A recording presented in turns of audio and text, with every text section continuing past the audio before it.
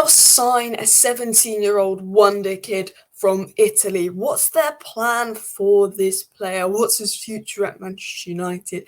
And more. Qatar speak out. They are unhappy about reports that their bid was never serious and that they used United for PR.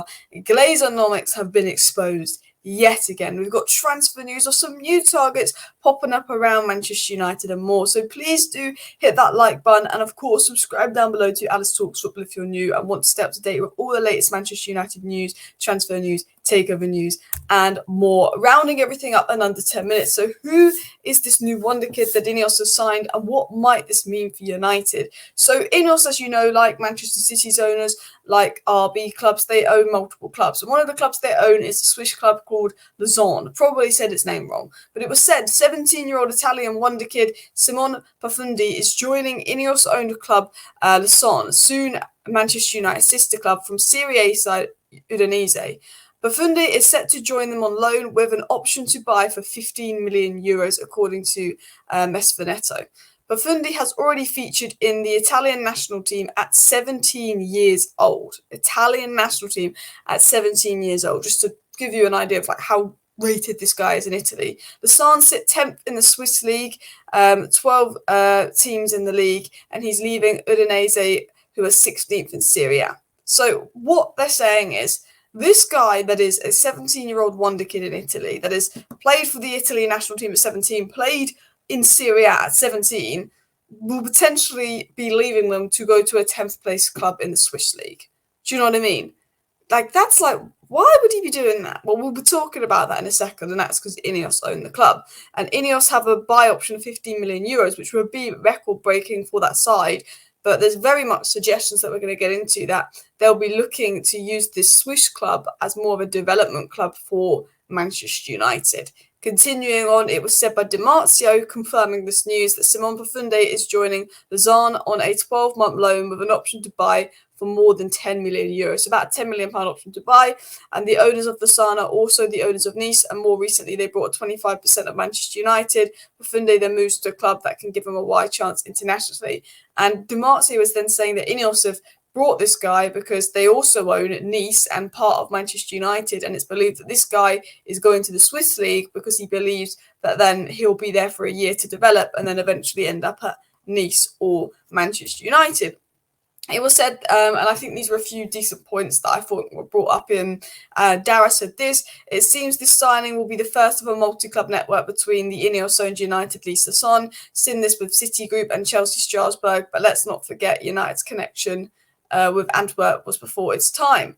And as Ethan said, no way does a 17-year-old who's widely accepted as one of the top Italian talents ditch his domestic nation for a 10th in the Swiss league without a true incentive, granted Udinese a 16th and have not used him as much as he deserves this season. Ulterior motive at work.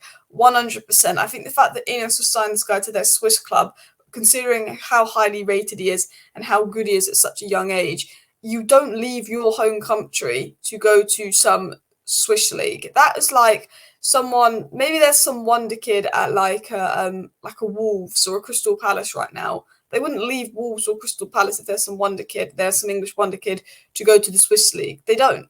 Maybe they'd go on loan to, the Dutch league or something, but you've got to think about this. There's clearly something to do with the connection between Man United and Nice. I think there's definitely been some promises there. And I think this could be a first INEOS signing where they're looking to get young players, develop them, and then send them off to United or Nice, whatever seems right.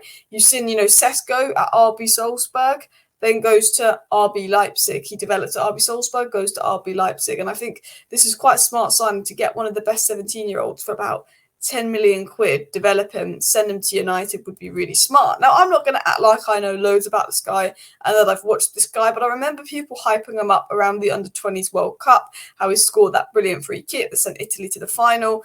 And there was just general comments here about him at the World Cup as well. Putting this out there now so I can look back in the future, but I've been incredibly impressed by Simon Pafundi in Italy's opening 2 games of the Under-20 World Cup. Left-footed attacker, recently turned 17, one of the youngest in the tournament, looks a serious talent. And again, I don't know if I said his name 100% right. I'd heard of this guy, I'd seen people hyping up on social media. I personally not really watched him myself, other than obviously the Under-20s World Cup. But from what I've seen online as well, he has been very hyped up as this next sort of big talent. 17 years of age, youngest player to play in the Serie A this season. And for me, you don't leave your home country, even though Udinese aren't the best team in the world, you don't leave your home country to go to the Swiss League unless there's some ulterior motive there. Now, diving through that news, I do want to get into the takeover news, the Glazer news, and more. It was said by Mike Keegan that Sheikh Yassim claims he met Manchester United's 4.5 billion asking price, despite the club telling shareholders they did not. The Qataris also said they provided proof of funds. The group have been left furious after United's claim to shareholders that their group did not hit the valuation set by the owners or show evidence to where the finance is coming from. So Mike Keegan is obviously the source close to the Qataris. We've known that throughout the whole takeover. And he is saying that the Qataris are saying this is all a lie. And this is really interesting because I think you just don't know what to believe with this takeover. You do not know what to believe because for me, from what we know about the Qataris, the fact that they couldn't afford 4.5 billion does surprise me. That would completely surprise me if they were saying the Qataris could not afford 4.5 billion. But there were rumours back in March, April that the Qataris weren't providing the proof of funds needed and that the Rain Group weren't sure if they were serious or not. There's so many mixed reports, and I've said this now with United and the media. You can't really believe anyone. The Glazers have used the media to lie to fans for 18 years. Other people use Man United in the media to get clicks. Agents will link their player to Man United in the media, so more teams show an interest in their player. You know, people will pretend that United are going to go sign this player and offer them high wages so this player could get a new contract at their club. The media has been used by so many people as a way to lie about Manchester United that I don't know who to believe. I think the fact that the SEC filings are saying that Qatar didn't provide proof of funds and didn't meet the asking price is not looking good for Qatar, and I think they would have to actually release some evidence now that it's over. They can do that if they're really that bothered. But at the same time, we know what the Glazers are like. We know that they might release lies, they might release spin, because we know that Qatar was the full sale. We didn't get the full sale. Can the Glazers be just saying, you know what, let's release that Qatar didn't do this, this and that, so people will get over it not being a full sale and Jim Ratcliffe's 25%. You just don't know what to believe. Are the Glazers using this as spin? Have they made this up as some kind of spin PR move? Or were Qatar using United? Again, we're never really going to know the answer to that, but Qatar will claim that they've met the right threshold. The Glazers and Rain are claiming that they didn't. Obviously, there's SEC filings and they have to be accurate and stuff, but it just shows you just don't know what to believe in the media. With the Martial story, good journalists were saying he's been kicked out, and then Martial's agent said no, it's just that he's agreed that he needs to work on this. He's not been kicked out. He's not got an issue with Ten Hag. It's like the media tell us one story one day, another story the other day, and I think the whole takeover explained it. You know, we've got loads of people lying that Qatar were really close, and people lying that Jim Ratcliffe had done this and that. And I think with United, you just can never really trust the media. The only people you can really trust, I feel like, are the Fabrizio Romanos and the David Ornsteins. And then I think Laurie Whitwell writes a few good reports as well. But a lot of the rest of them, you just don't know what to believe, what to trust. Is there an agenda? Are we being used by someone? It's difficult, but Qatar have made it clear that basically they did meet the asking price. Maybe Qatar did meet the asking price and the Glazers just never wanted to do the full sale and have sort of not taken it seriously. Maybe Qatar didn't hit the asking price.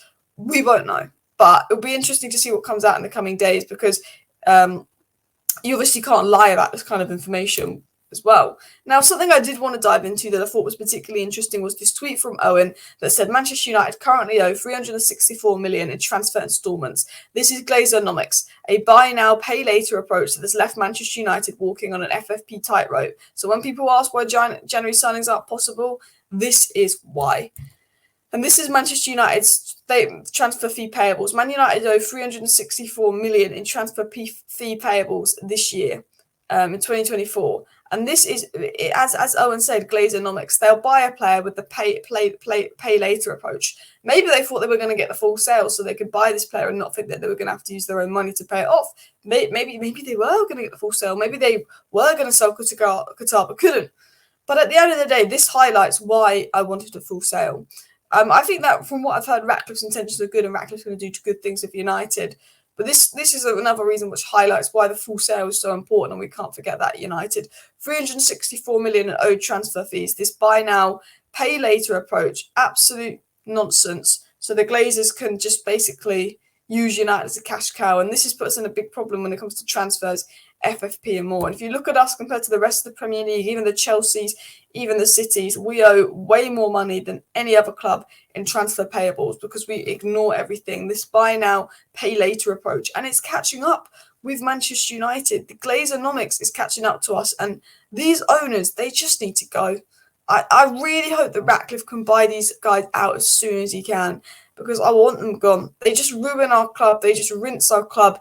And we're in a situation where our season is over, but if we had a good January window, it wouldn't be. But we can't do anything in the January window because of FFP, because of this, because of that.